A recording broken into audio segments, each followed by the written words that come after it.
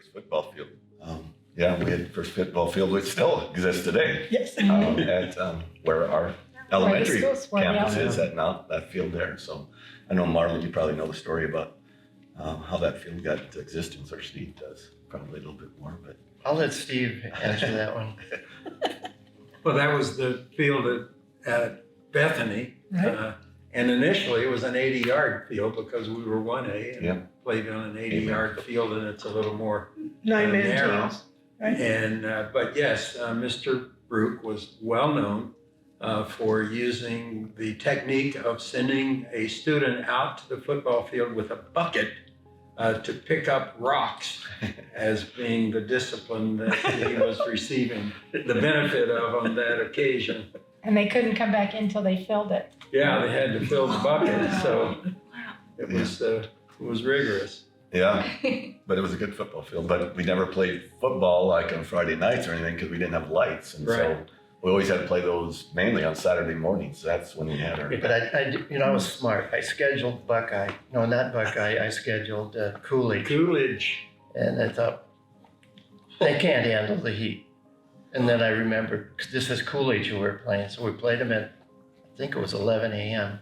Oh. But at that time, it was October, maybe. Temperature was quite warm, even at 11 in the morning. And it was so warm that we had some players that we had our bus out there that were actually hiding in the bus. So they didn't have to come out and play the second half of that game. Yeah. Oh, that football field. The band had football players in it, and Mr. Nelson would make them play at halftime.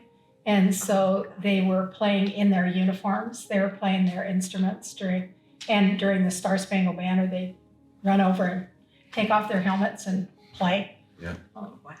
It was amazing. Yeah. Well, I kind of remember a track story similar. Bernie Benson, who was really the first track coach at Valley, we were at Buckeye, and kids were whining about running and stuff like that. And he made every one of them get back in the bus. I think we had 2 kids left, and he brought them all back to school early and not even finished the meet. And then he went back with the 2 kids that we had left on the track team there because they were all whining. So, yeah. I remember when the football team first started, he said it took 2 full practices to teach them how to put on their pads and their uniforms. So it was quite hilarious. Mr. Benson wanted one piece of equipment. And I said, great. We can probably afford one piece of equipment. What is it? I want a 5-man sled.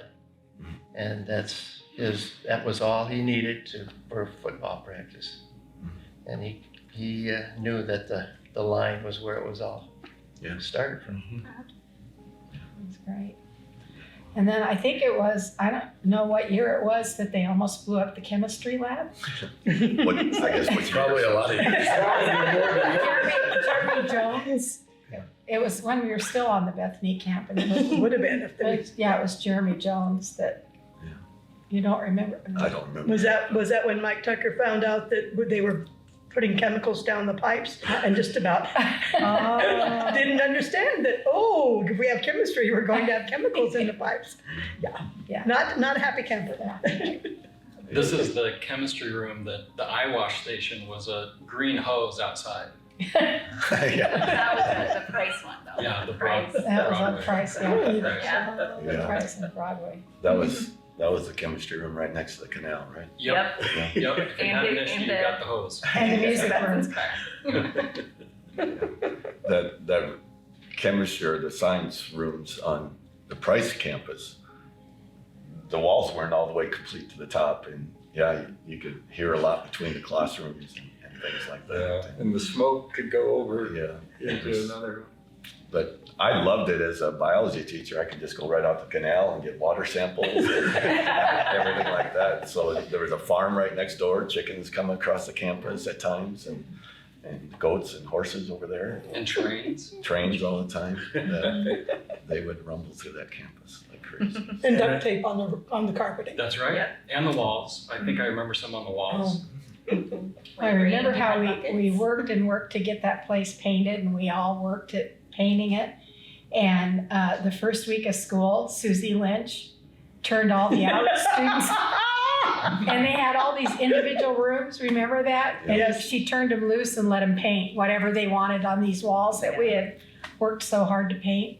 She let me paint in the gym when we moved to this campus. Me and Really? Christy Williams, we painted That's between fun. the bathrooms a little mural. Yeah. Yeah. She always was letting us I paint know. wherever. Sure. What a, That's right. Greg, what was your room like when you? I had a room that was really 3 rooms.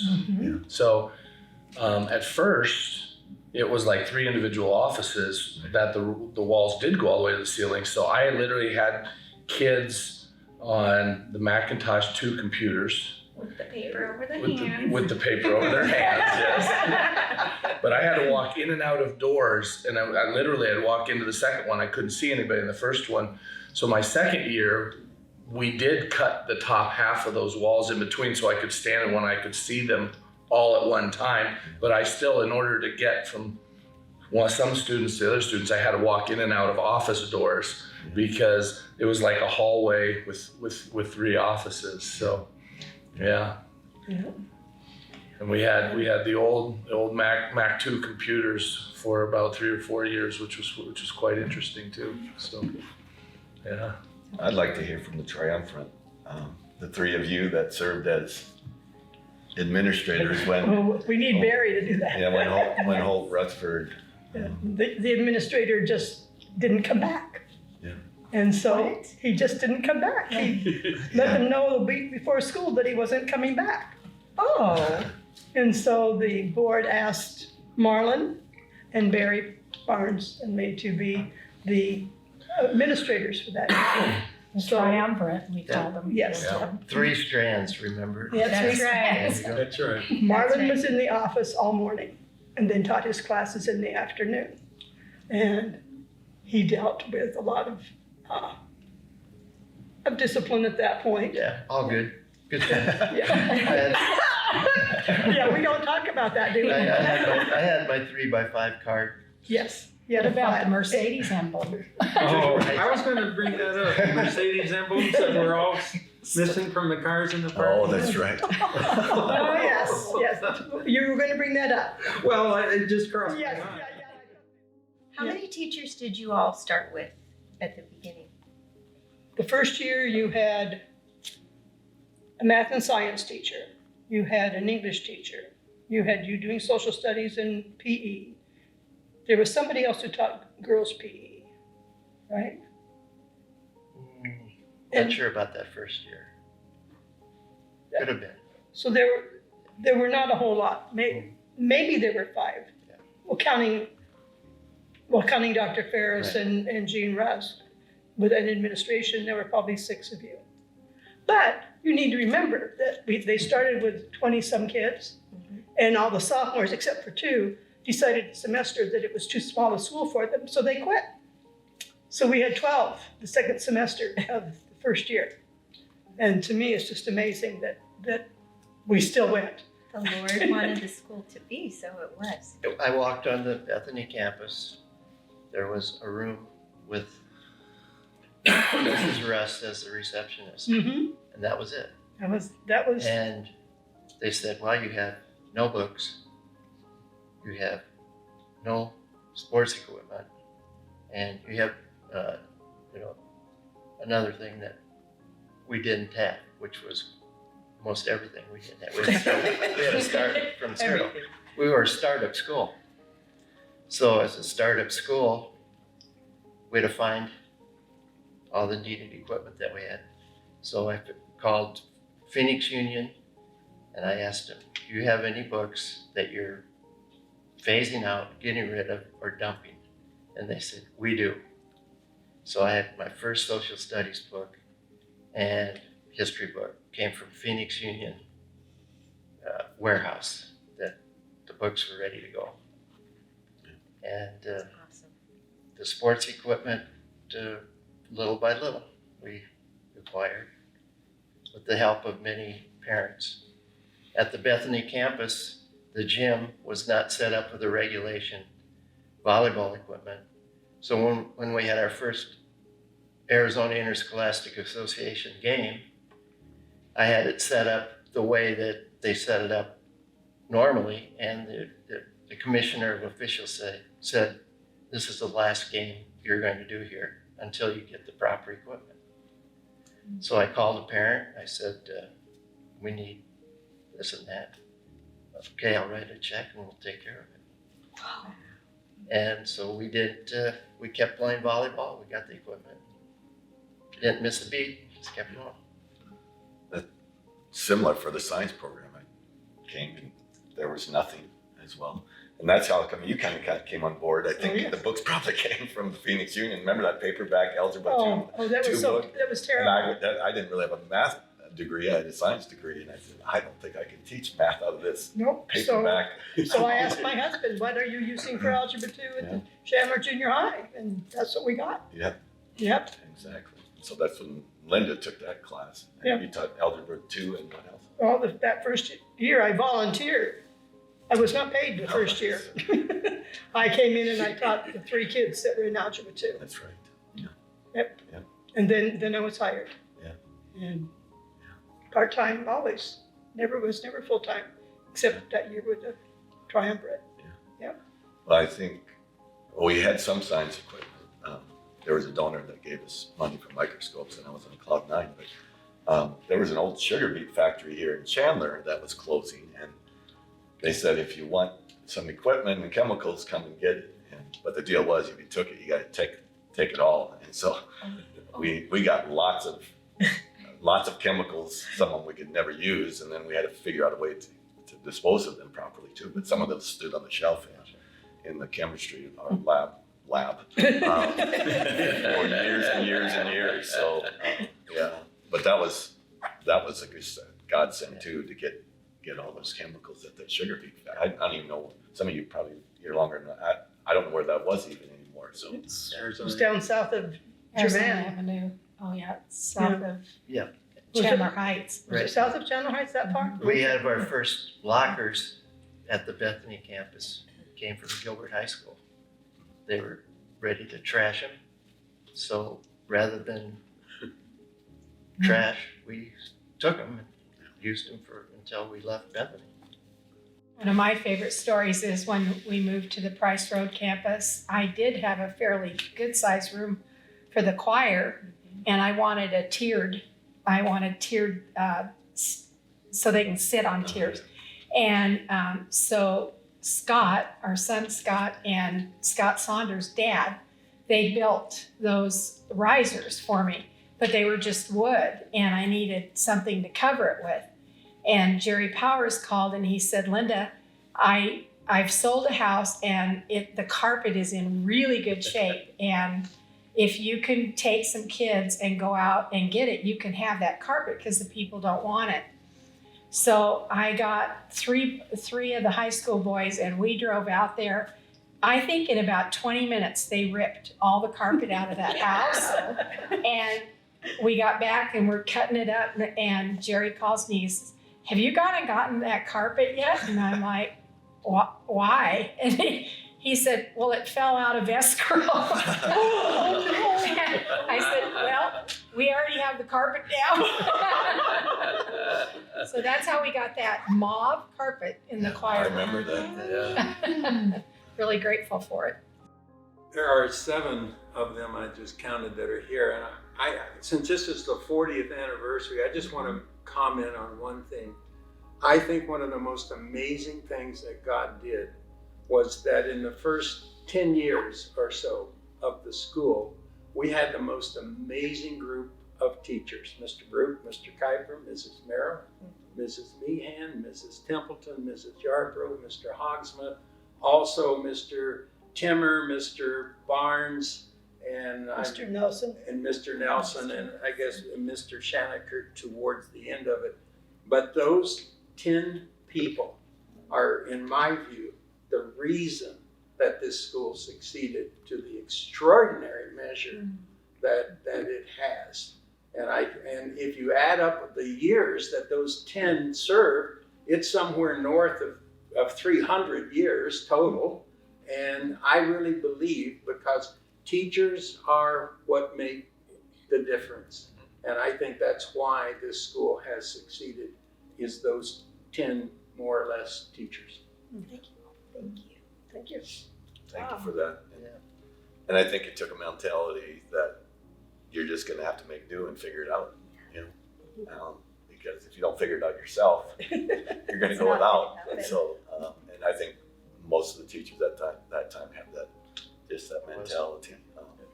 You found a way. That's right. Just found a way.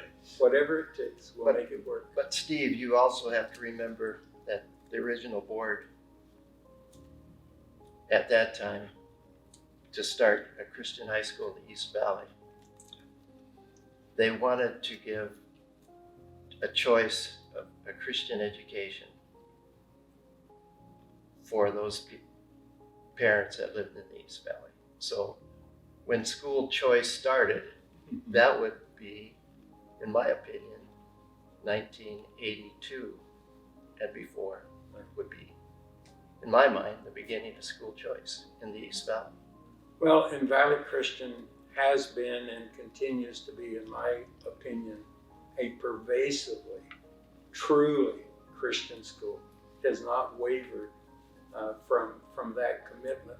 And I, again, believe that's why it has had the extraordinary measure of success, whether it's, 75 state championships now? Unbelievable. Who would have thought that could ever be possible? I mean, I remember the early days. At the end of the day, the big bus went to the football field, the small bus went for volleyball, and then 2 of them in basketball, and then 1 of them for track. We had no facility, 0. And it was pile on those buses, kids, and we'll take you somewhere and you'll practice. Yeah. And we started having success. Absolutely. When I got one of my national awards, they asked me the question, what made you a successful coach? I said, getting my commercial driver's license. I'm serious. I wouldn't have had a program if I wouldn't have bused the kids myself. Yep. Yeah, and that's, Well, John and Terry, you were on both this campus and Price Road campus. What were your impressions between the 2 campuses? I remember getting to the new campus our senior year and thinking, I want to go back to the old campus. Yeah. There was something Oh, more yeah. romantic about that campus.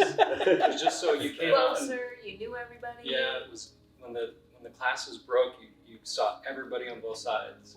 Just had a different feeling. But the gym was a game changer. We love that. Yeah, both played basketball, so.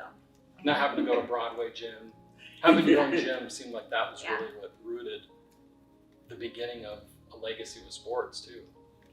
That was one of the first pieces, I think. Maybe I should ask one of the 2 of you to tell the story about building the gym and the fact that Elmer Bradley was a basketball guy, and he was going to build us a gym that was suitable for basketball. But the problem was the ceiling wasn't going to be high enough to accommodate volleyball. And so we had to agree, if we wanted it, that we would do, I think, 6 more rows yeah. to make the ceiling high enough that we could play volleyball in. And I think Ray Meehan was part of that. Yeah, building he drove to getting help, it to help bigger, higher. get that additional height. But the original story behind Elmer Bradley was, I got a call from Mr. Bradley. He said, I'd like to meet you for breakfast at Smitty's restaurant.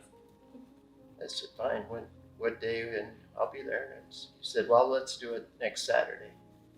So Mr. Bradley and I sat down. After we had our meal, he took out this napkin. And at that time, he drew dimensions on the napkin. So Valley Christian Bradley Gym was built on a napkin in I'm going to say 96. Sounds right. Yeah. Right now. 1996. And he said, this is what dimensions I will build. And he said, I was dumbfounded at that time. It was like, what a wonderful donation. Well, and it became for quite a while the only building on this campus. I That's mean, right. there stood the gymnasium all by itself, not another single building anywhere. And do you remember when we were at the old Price building, there was a time when we bussed everybody from the campus over here and nothing was here, but we dedicated the land to the Lord and there was nothing here. So we all walked out just in the middle of the dirt clods and somebody did the first shovelful and Yeah, that those tractors yeah. doing the cotton field back over here Uh-huh. at that time. And I think I told the kids the analogy. I think we still needed like $1.5 million, which is a lot of money today. But back then it was a lot of money. And I gave the analogy, if you put dollar bills back to back, I think, and needed $1.5 million, it had to go to LA almost. So, you know, at that time. So God was great at that time too. Yeah, just a busing story. We used to bus the kids to South Mountain Community College for track. Yep. But I knew that was over the one time we were having practice one time. And there was helicopters flying through the air and the police out of the helicopter said, "Put down your weapons." And I said, "Guys, I think it's time to go." So, Was that after the basketball games at 14th Street and Broadway? Yeah. Remember those? Oh, yeah. I remember my first experience, you know, being raised in southern Iowa, saying, okay, our basketball game's at 14th and Broadway, and driving over there at 6 o'clock at night going, what am I getting myself into here? I was going to a volleyball game that night, yeah. parking about a block and a half away, and then having to walk to the gym in downtown South Well, Phoenix. I remember when we got the city council to approve building a school on this campus because it involved a change in the general plan for the area. And we surprised the world by winning that vote. And I'll remember that very clearly. And we walked out of there and we were all flying high. And then suddenly somebody said, well, what about paying for the land? We had done absolutely nothing in that regard, and we had 30 days to exercise the option to acquire this campus, and we had zero, absolutely zero. Our assets consisted of some typewriters and 2 buses. That was the totality of what we owned, and we had to come up with a substantial amount of money in the next 30 days. And eventually in that process, I remember going to 3 folks and each of them wrote a check for a third. And the napkin story is appropriate again because I actually wrote an IOU on a napkin for one of those guys who gave us a third of the money that we needed. Yeah. And I think all those people forgave their notes. Yeah, we did not end up paying the money back ultimately, but at the time I thought we were going to have to, so it was like, okay, whatever, here, I'll give you this IOU, so now we're covered. And by the way, not only are we asking you to loan us the money, but we need you to agree to subordinate to a construction loan, which puts you in a less secure position, and they did that as well. But even going into that city council meeting, I remember you telling the story and thinking about each individual council member. And it's going, well, we have his vote, and I think we have his vote. I know we don't have his vote. I know we don't have his. And we're sitting there thinking, it's 4-3 negative. Maybe we can get one more, maybe not. And it was so tight that all of a sudden the vote came up, and it's like everybody's jaw just dropped. Yeah, 5-2. 5-2. How did that happen? Yeah, nobody could believe it. Nobody could believe it. Well, and most of the school was in the parking lot praying. Yeah. It was Yeah, it was it was- an overwhelming, just Well, the thing with Chandler is most of the Publix are in the East Chandler. So Valley Christian is truly the West Side story. Choir has gone so many places. And then I remember one time we had 2 years, I think we had it at Grace Chapel up in Scottsdale. And one year I decided to use worship dance as part of it. And Pam, can't think of her last name, she came dancing down the aisle and broke her ankle. And I remember that was just, I think, my first choir injury. Yeah, there were a few after that.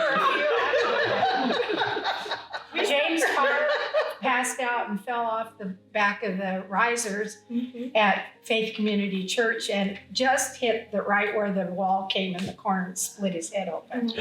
That was another choir injury. So. So speaking of injuries, was there ever a time that the school almost closed, and what's the backstory on that? Was there ever a time when we almost didn't make it? Yes, we almost didn't survive when we were asked to leave Bethany, and we couldn't find another place. And we were that close to the school going away until we found this abandoned, more or less, office building and rented it as is, which meant a lot as we later found the water gushing down inside the building when it rained. But be that as it may, that if we had not found that place literally within a day or two, I think we would have probably lost the school, and I don't know if it would have ever come back from that.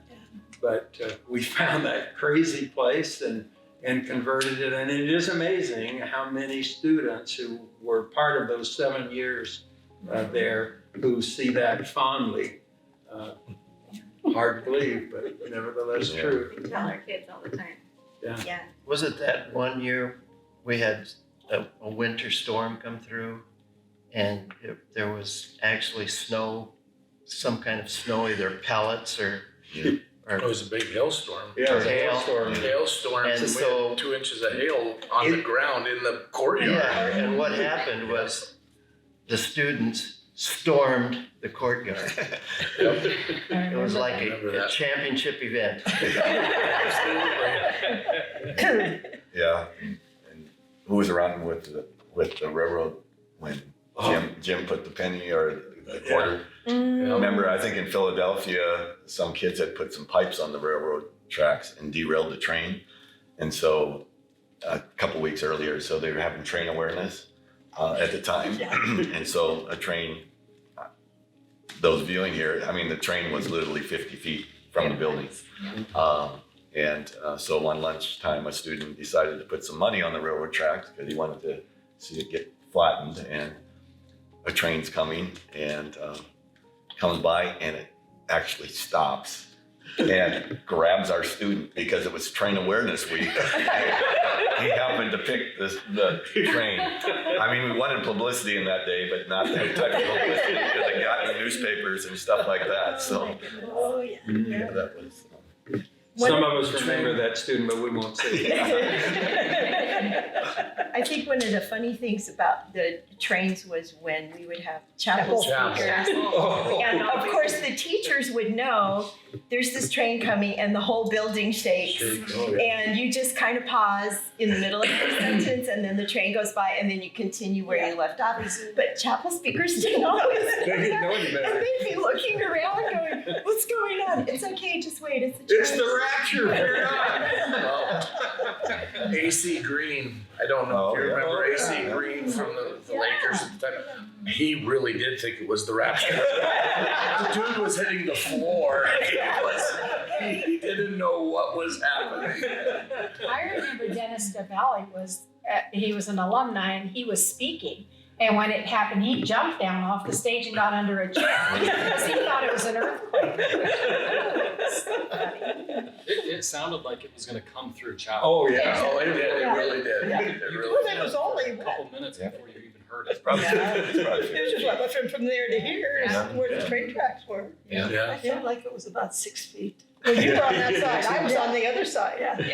No, you actually didn't hear it much on the other half of. Right. Right. You That did side. on my side. Yes. Oh, yeah. Yeah, because I was on the other side and we never knew it. No. Except on chapel Well, mornings. except for chapel mornings, that's right. Yep. Right. So But- if just thinking of one of the questions that we were asked to think about, the major events at Valley Christian.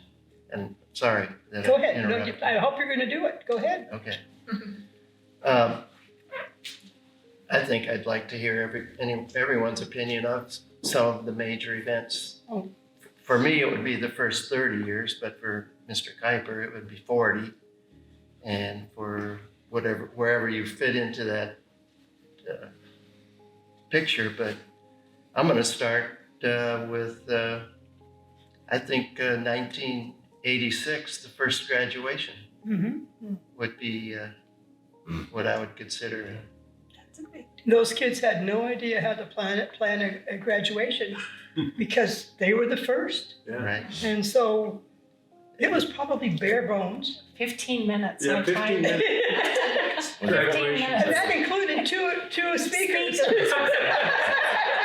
Was that at Palm Lake? No, it was in the No, chapel. it was in at the chapel. Bill Scott, Sean got up and gave his speech, and Sonia got up and gave her speech, and we passed out the diplomas, and it was over. I've never been to anything like it. And you have to And you think, made sure it never happened again. That's right. you have to think that those early classes, 82, 83, 84, they wanted a good high school experience. Mhm. So to think of sacrifices, we were a startup school. Those kids did. They sacrificed a lot. They did. And they might not have said, well, we didn't sacrifice anything because we graduated and we loved our school. But there were certain aspects of a school that has tradition that you're missing. Yep. And so to me, those 82, 83, 84, those classes are the original stakeholders, I believe. of I love the Valley way Christian. Mary Ann Heim, she's always reminding me, she keeps saying, we stand on your shoulders. And I think about that with those early students too. We stand on their shoulders and their parents' shoulders because Yes. they trusted us enough to allow us Yeah. to Right. educate their kids. Yep. And it was touch and go. I mean, there was time during that between the sophomore and junior year when Sonia thought she wasn't going to come back, Sure. but it was important. Yeah. And it was right. And I mean, it was obviously God at work to put her there and kept her there. Very successful today. And yeah, And the first National Merit Scholar Yeah. at Valley Christian.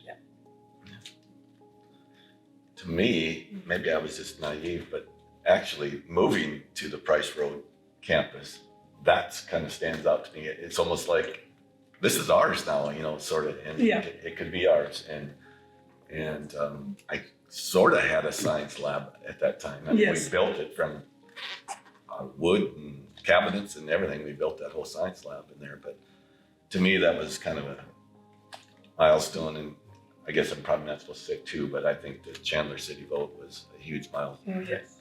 Event in Valley's history where they voted to Yeah. allow us to have the campus here. So. And I was mentioning this to my son today, and he said, well, obviously going through the accreditation processes were milestones. Sure. Because we did North Central and then we did ACSI. And Yeah. we had to take a good look at ourselves and say, where are we? Where do we want to be? Yeah. And everybody worked together.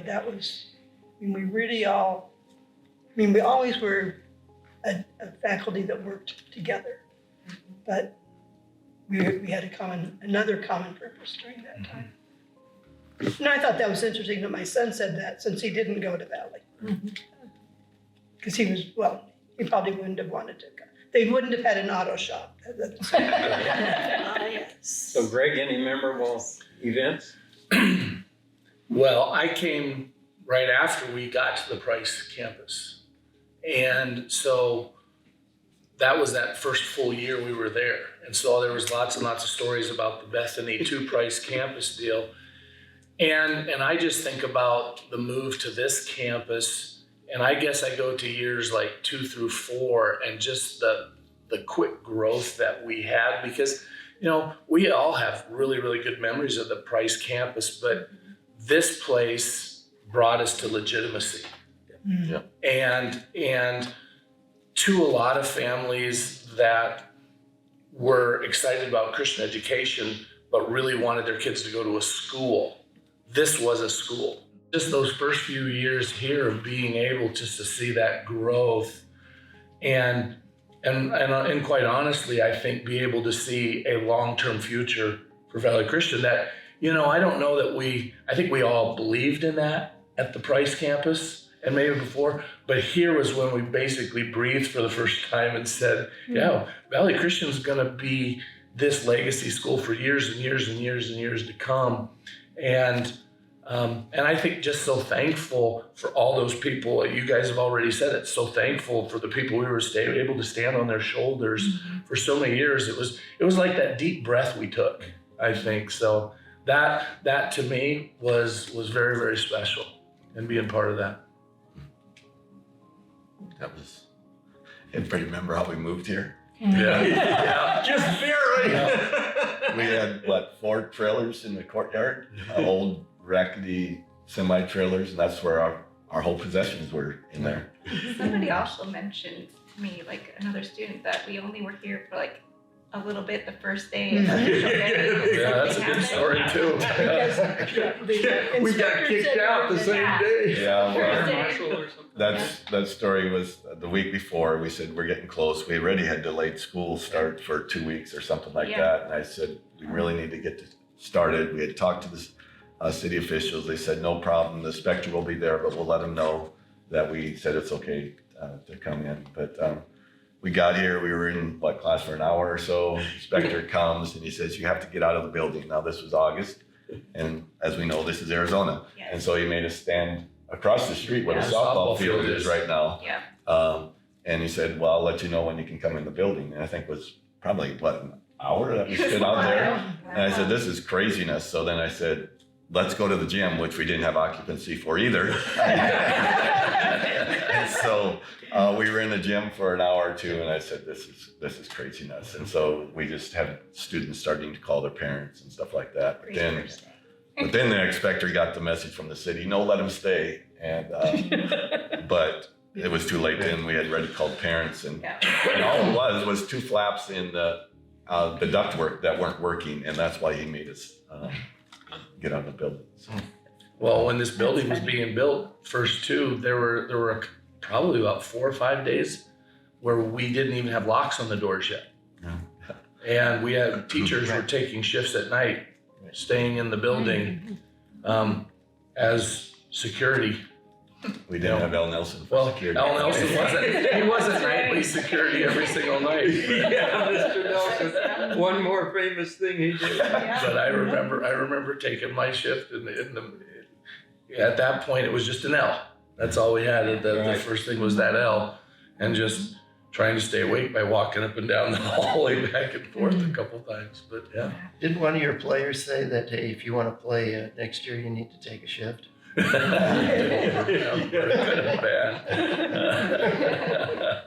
Well, first state championship, track and field, 1989. I think so. Yeah, I can't remember all, but that was Bernie, right? Yeah, Yeah, it was the boys track and field, and who could believe it? Yeah. I mean, it was like this now 75. Unbelievable.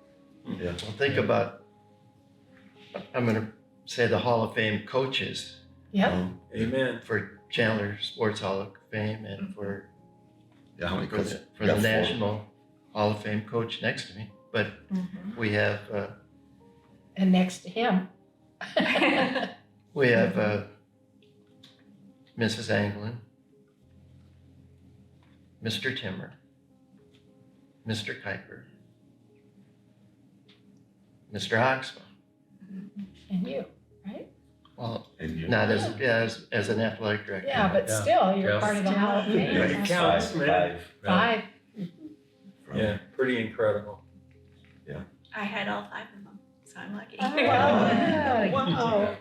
Yeah. You were blessed. Wow. What's a But- memory you have, Rosemary? Well, I have one from my own classes that I will share because before we had the community service requirement for the whole campus, there was that requirement for the Bible department. And so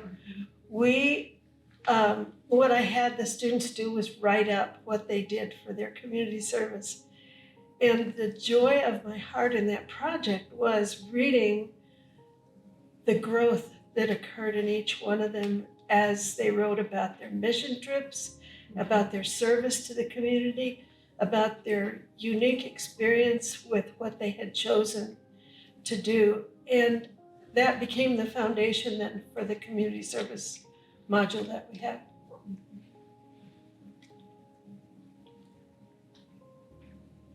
Great legacy. Sherry, you've Community done a service. couple of plays along the way, right? A couple. What was the one that sticks out in your mind the Oh, most? the play. Oh. Well, before I talk about the play, I was thinking about, I don't know if there was one specific thing, but I remember that I came after Greg, and my first time here was at the Price Road campus of 3 years before we moved over here.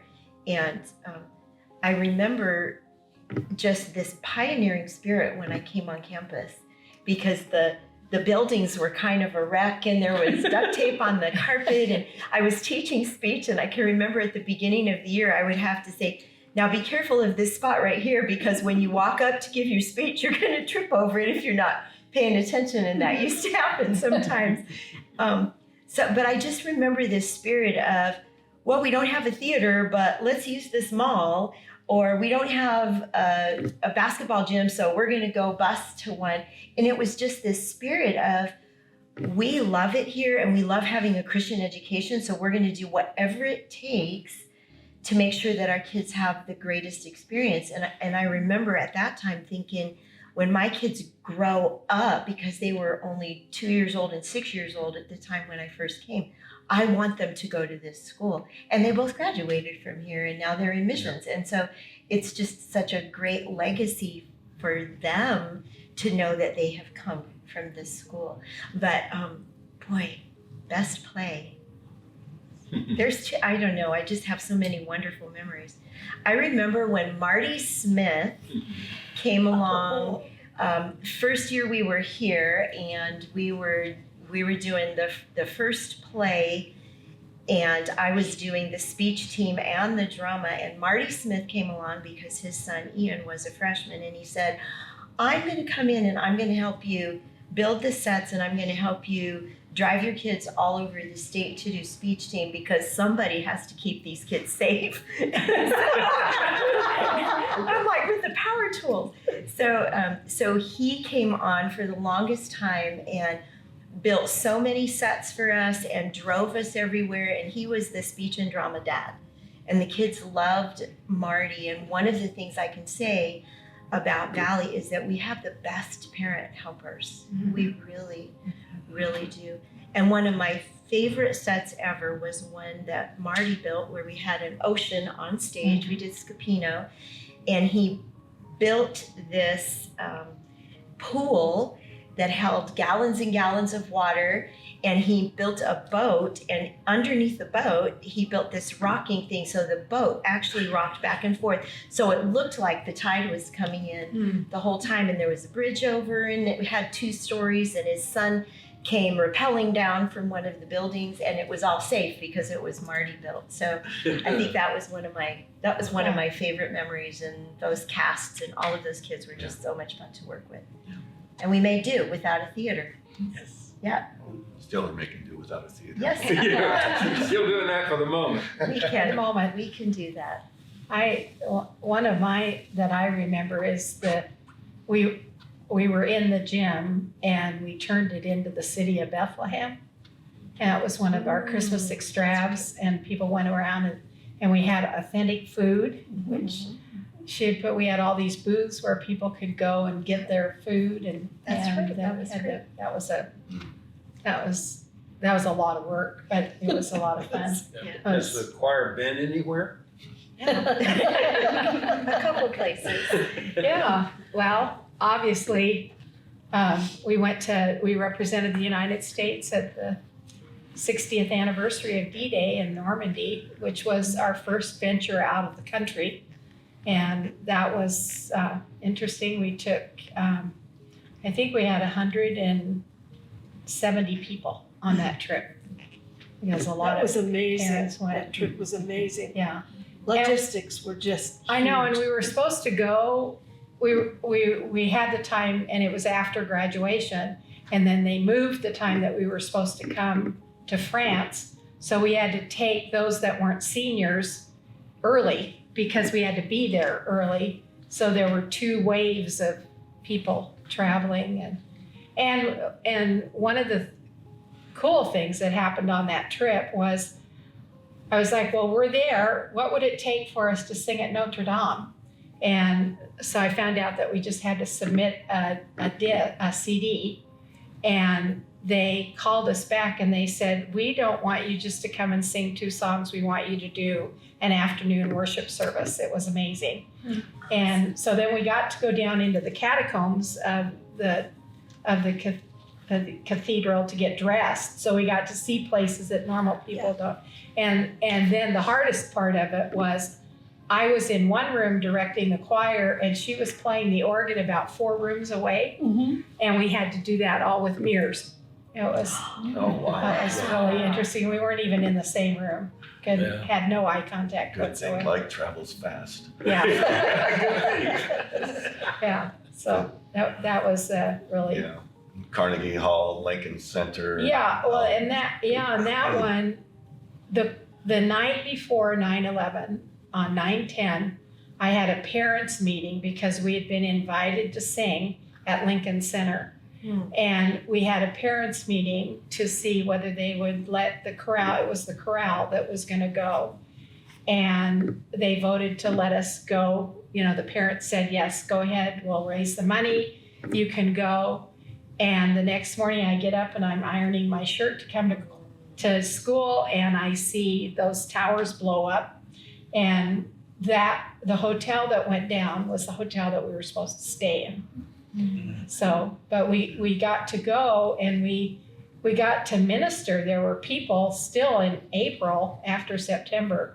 They had built a temporary walk out over the site, and people would just be weeping there. And so one couple of times we went out, we just sang and just prayed with people that wanted to pray over that. So that was a really awesome experience. Yeah. Another cool story about the choir was when Dennis McBaines was a teacher here.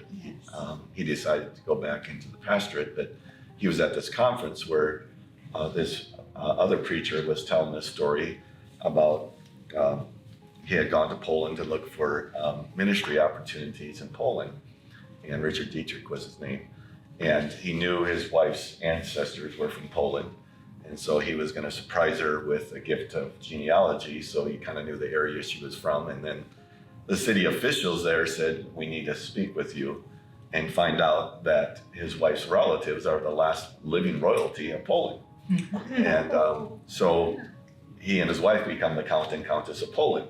And he was telling this story, and I guess in Poland, if your family's name is on something, you kind of own it for life. But they had been gone for so long, these municipalities sold off these castles and everything else. And so they were embarrassed, and they said, well, what can we do? And he didn't say it at the time, but as he was telling this story at this conference, he says, I know what I want to do now. I want to bring the gift of Christian music to Poland. He said, I'm looking for some of these choirs to listen to.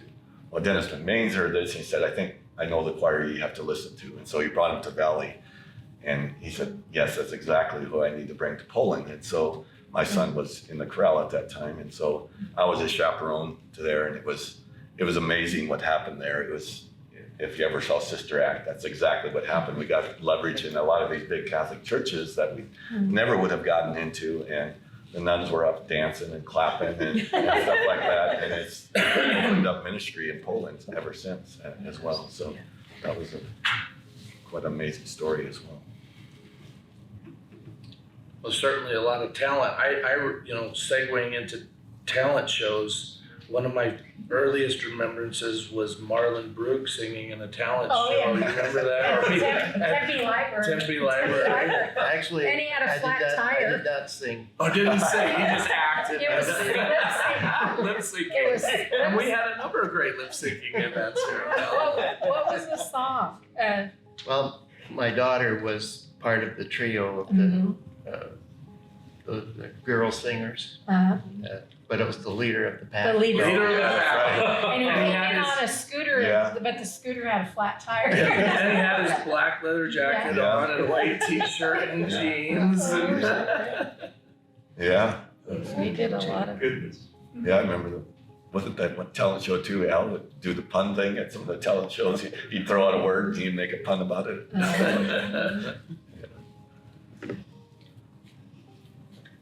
Those were fun days.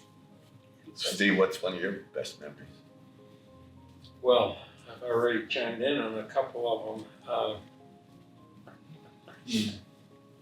Well, for me, it would be hard, and you mentioned it, to top the city council night, because I was so invested in that, Yeah. in that whole process, and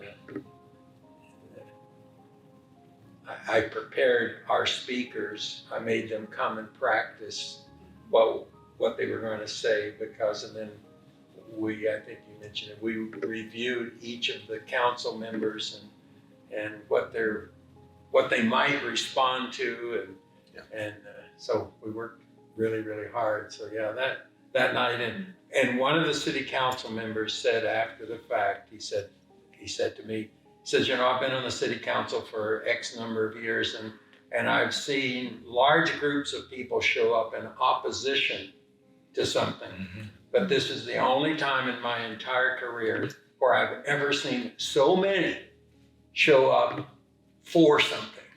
And of course, we had worked at that too. We fed the kids pizza in the parking lot and brought them all in. They were all around standing against the wall. The place was totally full of people. And I don't know, maybe one or two of those council members looked at this and said, I may not get out of here if I vote no. What about Terry and John? I'd say homecoming '97. That's when we first got to meet, really. Oh. We were prince and princess, whatever, for homecoming. Got in the back of that truck. We first had our first conversation, really, Oh, wow. our junior year. Well, I would say Different one? the biggest for me would probably be in your class, Rosie. Was it? Yeah. My sophomore year, you caught me cheating. You suspected, and I fessed up to it. Do you remember sitting me down next to your desk? Mhm. I was sitting down. The class ended, and you sat me down, and you did it in a way that changed probably my entire life. I didn't feel like I couldn't recover from something like that. And coming from getting caught cheating in a Bible class is pretty terrible. But I came from a public school and I couldn't recite the book of the Bible all the way through. And I can't remember how I did it, but you sat me down, and I remember you got up from your chair and you took your foot and you drew a line, and you said, you gotta decide what side of the line you're on. And I remember it hit me right then.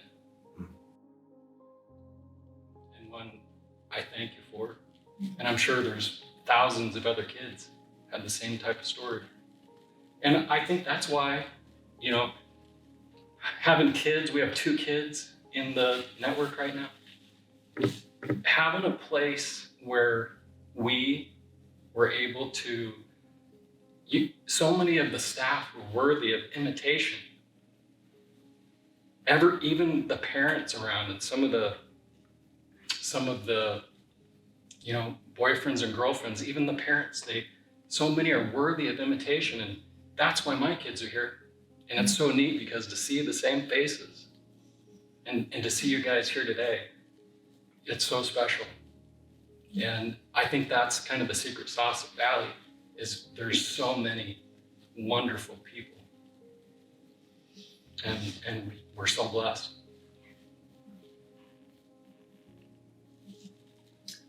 I like the new people you're hiring. I was at the basketball game well, we played this Saturday at here, and this young, I call her young, she's just graduated, I think. Came in as a teacher. She was sitting close to me over here, but she came in with so much excitement and so much Valley in her already. And she was just a young teacher. So I commend you for what you've been doing in the last, how many years have you been principal? Principal, I'm not principal anymore. I'm superintendent and principal. Yeah. Administrator. I don't know. I think I'm going on, I don't even know, 8 or 9. I don't even know. So I commend you for thank you. your hiring. Well, you are the Yeah. longest serving head of school now, because when we bridge your 2 tours by a considerable margin. Yeah, I don't truthfully know when I started now again. Yeah, the first time was 4 years. That was interim. Right. So, but yeah, we were. Yeah, but look what you did Yeah. in that interim. Yeah, you moved here. You moved here. Yeah. Built this place during that time. Yeah. How old were you when you started, Dan? Teaching or interim? Teaching. I must have been about 23. So, Wow. Because in those early days, the board interviewed all of the teacher Yeah, candidates. I remember that interview. And I remember every one of these people who came before the board at that point in time, and who we were honored to choose, and they've proven worthy. Steve and I talking when Scott our oldest was in 5th grade. And we were really concerned about, we had him at Grace Community Christian School and our other kids were like, what are we going to do when they get to high school? And I had taught at Scottsdale Christian, but we didn't want to go that far. And so we started praying about that. And then this opportunity opened for Steve to be involved in praying for and helping with Valley. But I have to tell you that when our oldest grandson started at Valley, it was just amazing. It was unbelievable. And now we have our second one graduating this year. And to be able to still be part of the campus and be here, never in my wildest dreams did I ever think this school would be around for my grandkids to go to school. So it's been an incredible journey. It really has. I feel the same way. I had 2 of my children graduate from here, but 4 grandchildren graduated from here. And the bond that they feel with the school, with the faculty, with each other, with the classmates is amazing. They're all part of the family. My kids still have, I'm sorry, Greg. No, go ahead. My kids still have a lot of friends that they had when they were here in high school, and a lot of them now are in ministry, and that's really, really awesome to see how God has brought them through Valley with the good and bad times of being a teenager. But I think for me, one of the sweetest things was that I got to be here for my kids all the way through high school. And so for me personally, that was really, really sweet. And I know for my husband, Dennis, who taught Bible here for several years, he loved being here and just loved teaching the Bible to all of the teenagers, because he got them 5 days a week instead of 1 as a pastor. So that's just been a blessing. And then to see where our kids are now and that they're serving the Lord, and knowing that Valley had part of that has just been so awesome. I'm really proud that they were here. I just remember stories, you know, I mean, you talk about your kids being able to, you know, go here the whole time. You know, my kids knew Valley Christian from day one.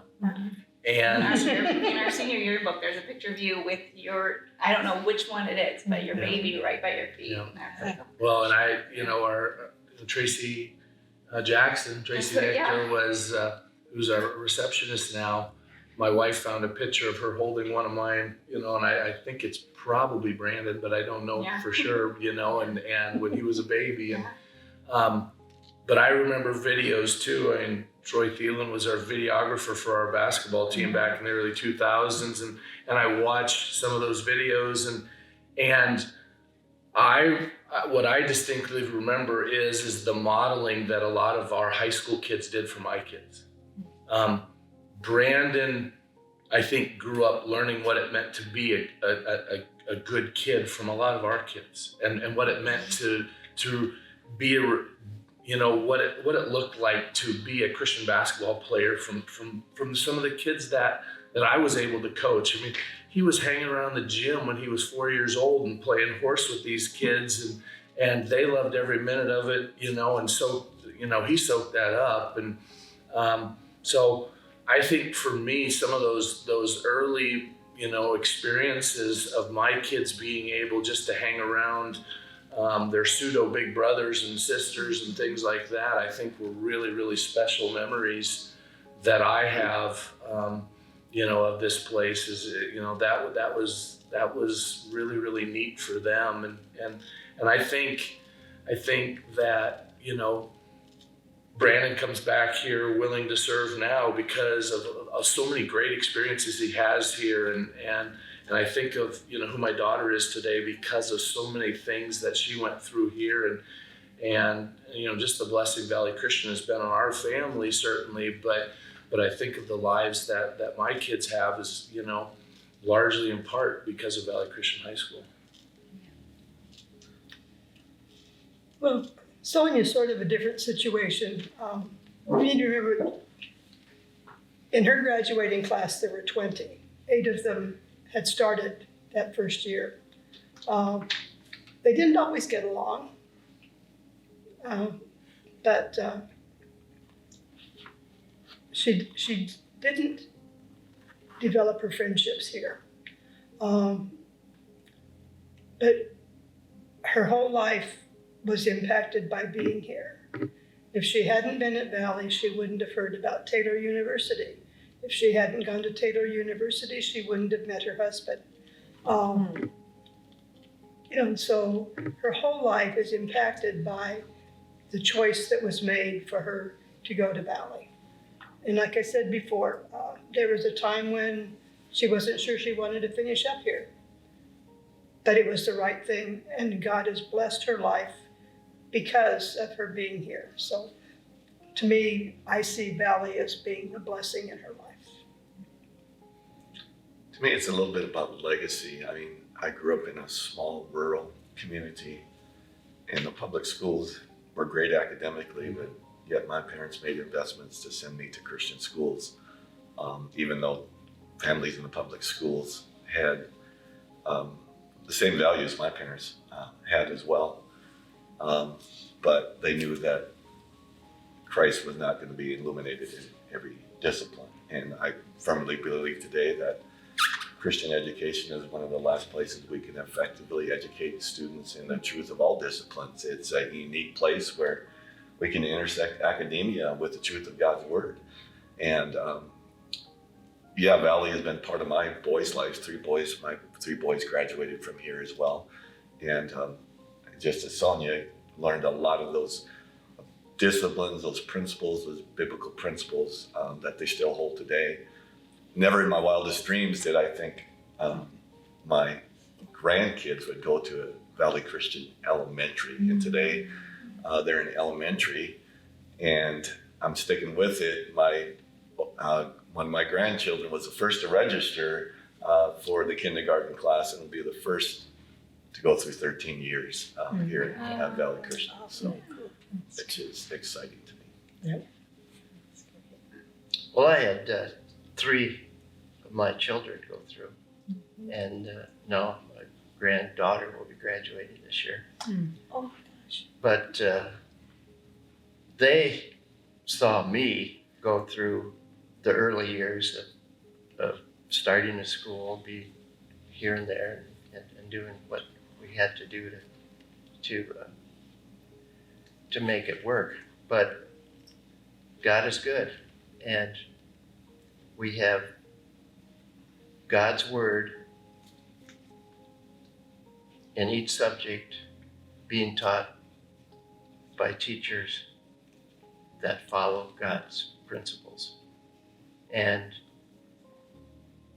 in that regard, it's been a blessing for us to have had the legacy of Valley Christian in my family. And Krista, who's my middle daughter, is now in the Wheaton area. And this is the first year that she is able to send her 2 younger daughters to a Christian school in the Wheaton area.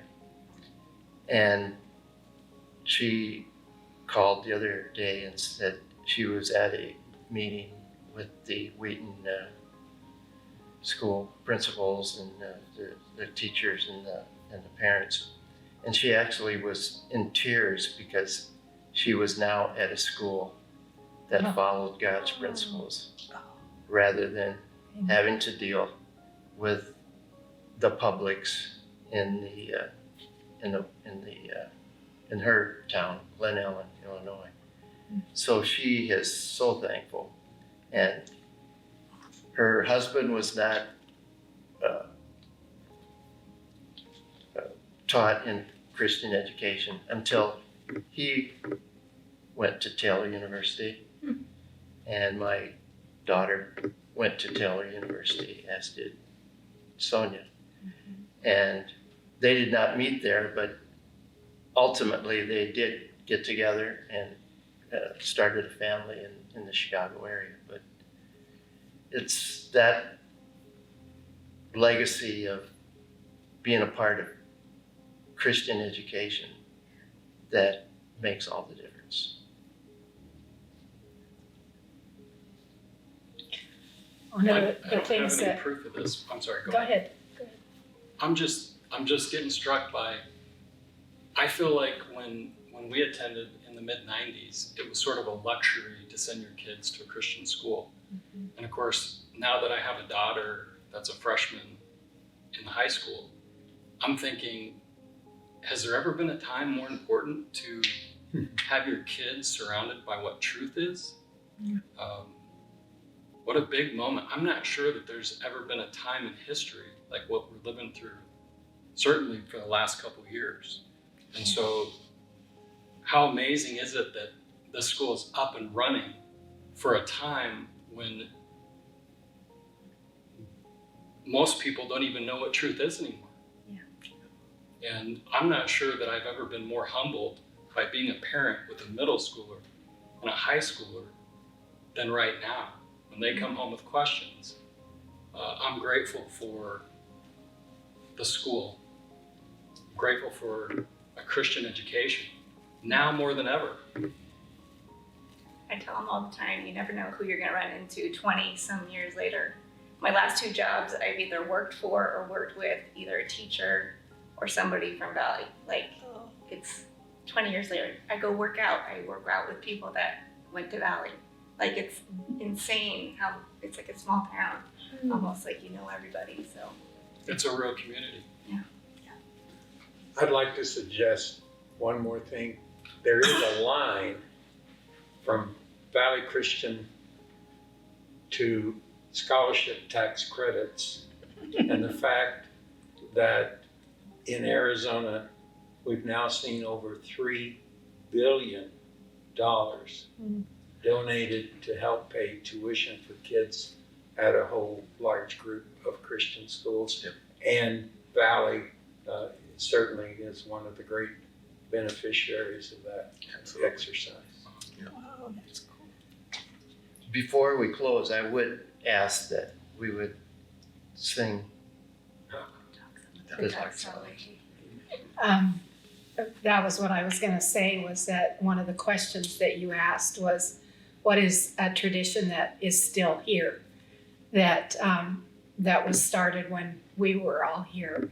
And that was, in my mind, it is the doxology, and that started on the football field, and then it transformed over into chapel, and then I was asked to write an alma mater for the school. And I just kept praying about it, and I'm just like, there's nothing better than the doxology for why Valley Christian exists and why it's here. And it's to bring glory and honor to God. Amen. And so there's no better alma mater for this school than the doxology. So you guys all want to sing it? Praise God from whom all blessings flow. Praise Him, all creatures here below. Praise Him above, ye heavenly hosts. Praise Father, Son, and Holy Ghost. Amen.